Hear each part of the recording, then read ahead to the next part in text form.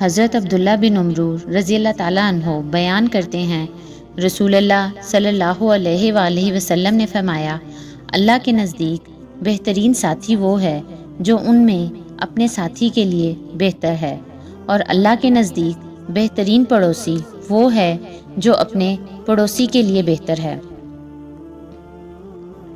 حضرت ابن مسعود رضی اللہ تعالیٰ عنہ بیان کرتے ہیں، ایک آدمی نے نبی صلی اللہ علیہ وآلہ وسلم سے عرض کیا، اللہ کے رسول، مجھے کیسے پتہ چلے کہ میں اچھا ہوں یا برا؟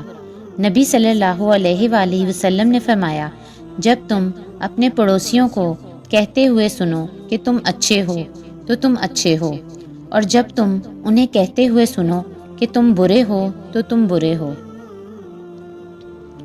حضرت ابو ہریرہ رضی اللہ تعالیٰ عنہ بیان کرتے ہیں، ایک آدمی نے عرض کیا، اللہ کے رسول، فلاں عورت اپنی نمازوں، روزوں اور صدقات کی کثرت کے حوالے سے مشہور ہے، لیکن وہ اپنی زبان درازی سے اپنے پڑوسیوں کو تکلیف پہنچاتی ہے۔ آپ صلی اللہ علیہ وآلہ وسلم نے فرمایا، وہ جہنمی ہے۔ اس نے عرض کیا، اللہ کے رسول، فلاں عورت اپنی نمازوں، روزوں اور صدقات کی قلت کے حوالے سے مشہور ہے، اور وہ پنیر کے چند ٹکڑے صدقہ کرتی ہے، اور وہ اپنی زبان درازی کے ذریعے اپنے پڑوسیوں کو تکلیف نہیں پہنچاتی۔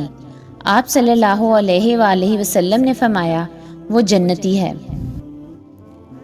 حضرت ابو ہریرہ رضی اللہ تعالیٰ عنہ بیان کرتے ہیں کہ رسول اللہ صلی اللہ علیہ وآلہ وسلم چند ایسے لوگوں کے پاس کھڑے ہوئے جو بیٹھے ہوئے تھے، تو فرمایا، کیا میں تمہیں تمہارے برے اور اچھے لوگوں کے متعلق نہ بتاؤں؟ راوی بیان کرتے ہیں، وہ خاموش رہے۔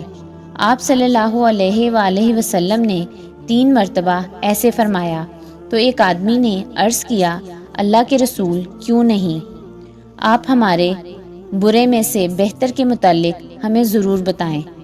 آپ صلی اللہ علیہ وآلہ وسلم نے فرمایا، تم میں سے بہتر شخص وہ ہے جس سے خیر کی توقع کی جائے اور اس کے شر سے امن ہو، جبکہ تم میں سے برا وہ ہے جس سے خیر کی توقع نہ کی جائے اور اس کے شر سے امن نہ ہو۔